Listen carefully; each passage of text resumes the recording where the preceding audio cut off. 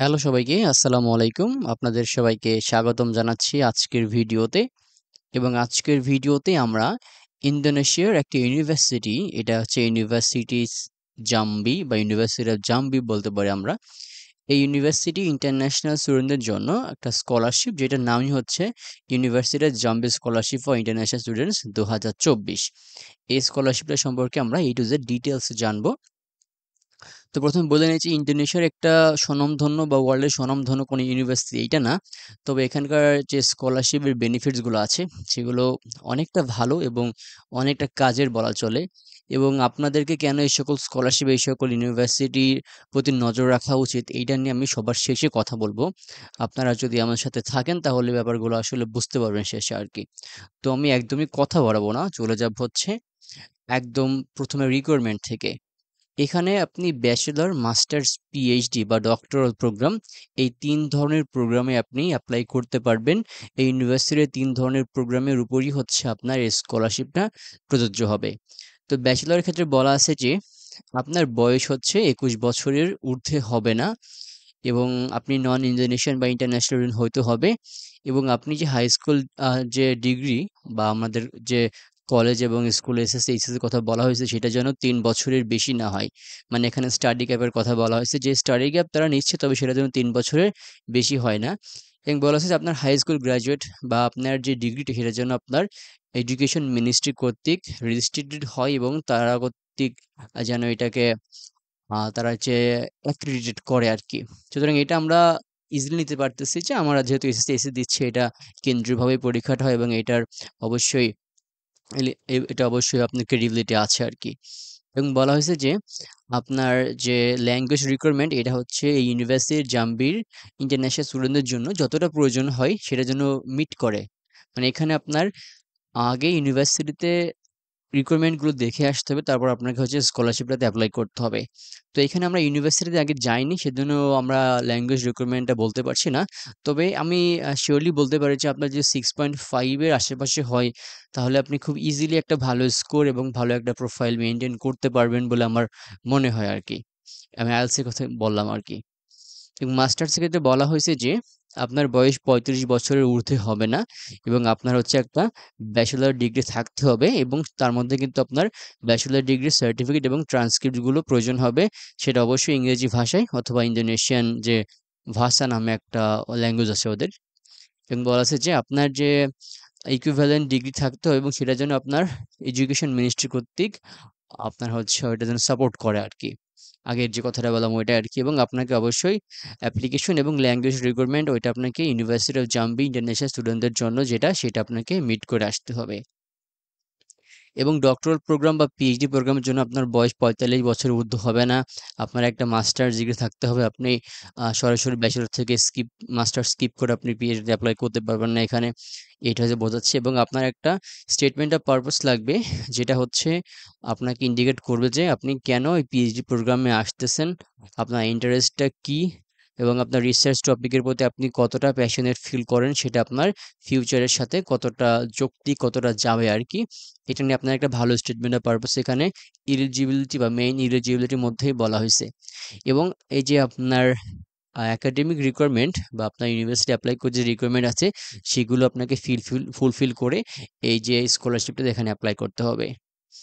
এবং এই স্কলারশিপটার ডিউরেশন হচ্ছে ব্যাচেলরের জন্য ৪ বছর, সর্বোচ্চ ৮ সেমিস্টার, মাস্টার্সের জন্য ২ বছর, সর্বোচ্চ ৪ সেমিস্টার, এবং পিএইচডির জন্য হচ্ছে ৪ বছর, সর্বোচ্চ ৮ সেমিস্টার। বুঝতে পারছেন যে আপনি সম্পূর্ণ পড়াশোনা করাকালীনই আপনি স্কলারশিপের মধ্যে থাকবেন আরকি। তো এবার আসি হচ্ছে এই যে স্কলারশিপটা, এইটার কি, কি বেনিফিট, কি, কি সুযোগ সুবিধা আছে আরকি। ১ম কথা হচ্ছে এটা আপনার একদম ফুলি ফান্ডেড স্কলারশিপ। আপনার ফুল টিউশন ফি ওয়েভ করবে স্কলারশিপটা, এবং মান্থলি লিভিং অ্যালাউন্স দেবে বা মান্থলি একটা স্টাইপেন্ড দেবে, যেটার মাধ্যমে আপনি হচ্ছে প্রতি মাসের যে নিজস্ব যে লিভিং এক্সপেন্সের খরচগুলো আছে সেগুলো বহন করতে পারবেন। এছাড়া আপনার ভিসা এবং স্টে পারমিশনের জন্য যে অ্যালাউন্স প্রয়োজন হয় বা যে খরচটা প্রয়োজন হয়, তারা হচ্ছে এটা আপনাকে দিবে। আপনার থাকার যে সুবিধাটা, এটা কিন্তু তারা ফ্রিতে আপনাকে দিবে। বুক অ্যালাউন্স বা রিসার্চ অ্যালাউন্স, যেটাই প্রয়োজন হোক না আপনার জন্য স্টাডি ম্যাটেরিয়ালসের জন্য, সেই ক্ষেত্রে কিন্তু আপনাকে নির্দিষ্ট পরিমাণে ভাতা দেবে।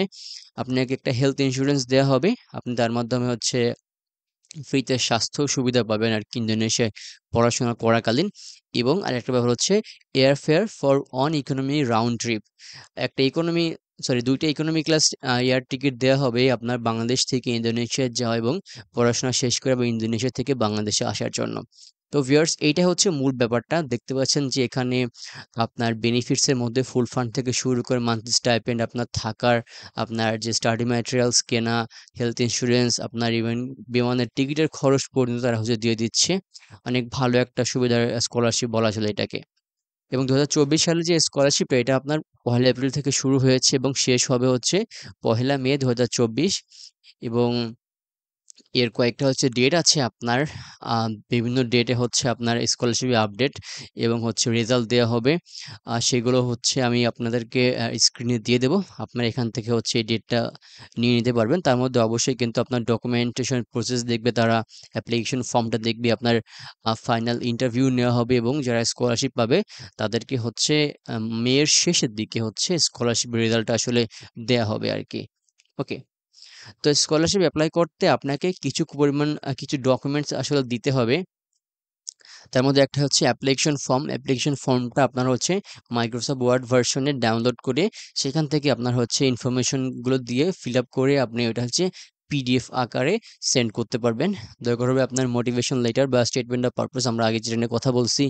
আপনার একটা কমপ্লিট সিভি প্রয়োজন হবে আপনার পাসপোর্ট সাইজের কালার ফটোকপি, আপনার হাই স্কুলের যে ডিগ্রি এটার হচ্ছে সার্টিফিকেট এবং ট্রান্সক্রিপ্টসগুলো প্রয়োজন হবে।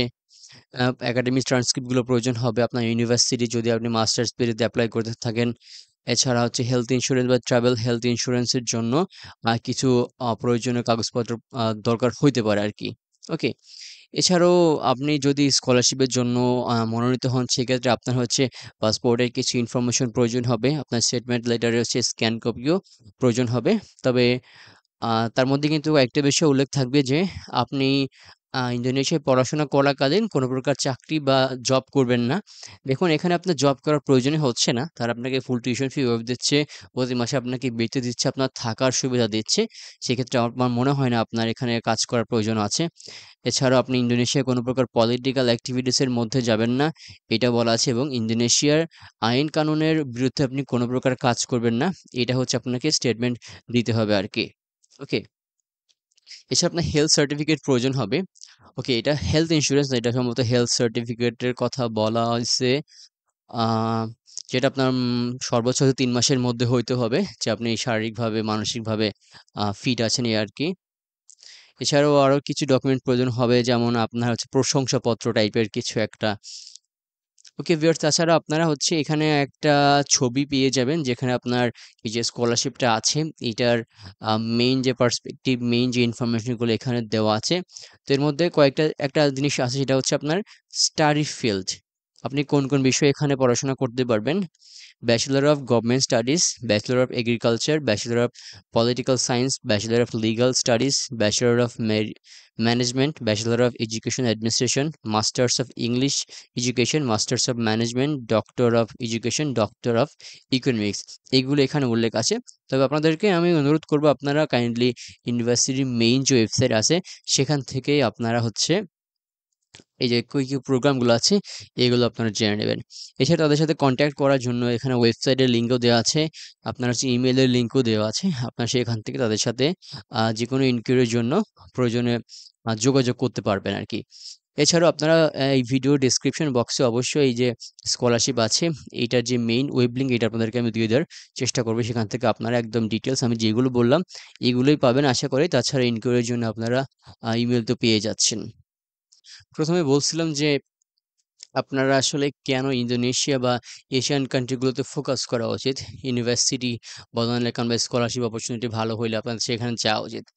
ব্যাপারটা হচ্ছে আপনি বাংলাদেশ থেকে যদি দেশের বাইরে ক্যারিয়ারের জন্য যাইতে চান বা সেখানে ফিউচারটা এস্টাবলিশ করতে চান, সেক্ষেত্রে আপনি যদি এশিয়ার মধ্যে যেকোনো একটা দেশ আপনি যদি চায়নার কথা চিন্তা করেন, জাপানের কথা চিন্তা করেন, এদিকে ইন্দোনেশিয়া বা মিডল ইস্ট এসব কান্ট্রির কথা চিন্তা করেন, তাহলে সেখান থেকে আপনি একটা ডিগ্রি নিলেন। তারপর আপনি হচ্ছে ইউরোপ বা আমেরিকায় যেকোনো ডিগ্রি নেওয়ার জন্য বা যেখানে এপ্লাই করার ক্ষেত্রে আপনার পক্ষে অনেকটা ইজি হয়ে যাবে, অনেকটা সহজ হয়ে যাবে। যেটা আপনি বাংলাদেশ থেকে সরাসরি আমেরিকা বা ইউরোপে এপ্লাই করতে বা সেখানে সুযোগ সুবিধা নিতে যতটুকু কষ্ট করতে হতো ততটুকু কষ্ট আপনাকে করতে হবে না আরকি। এছাড়াও আপনার একটা দারুণ এক্সপেরিয়েন্সও হয়ে যাবে। এটা হচ্ছে মূল ব্যাপার। আপনারা চাইলে একটা ডিগ্রি আপনি এশিয়ার মধ্য থেকে নেন। তারপর ফাইনাল ডিগ্রিটা আপনি ইউরোপ বা আমেরিকার যেকোনো একটা ভালো কান্ট্রিতে নেন। সেক্ষেত্রে আপনার যদি ফিউচার গোল থাকে যে সেখানে আপনার ক্যারিয়ার গড়ে তোলা, সেখানে আপনার পরবর্তীতে থাকা বা হচ্ছে আপনার যে ফিউচার জেনারেশন আছে তাদেরকে আপনি সেখানে রাখতে চান আরকি। তাহলে আমার মনে হয় যে এটা আপনার জন্য অনেক ভালো একটা সিদ্ধান্ত হবে আরকি। আমি এটাই মনে করি। তো যাই হোক সম্পূর্ণ ভিডিও শেষ পর্যন্ত দেখার জন্য অসংখ্য ধন্যবাদ। সবাই ভালো থাকবেন, সুস্থ থাকবেন। সবার জন্য অনেক, অনেক শুভকামনা রইলো। আসসালামু আলাইকুম।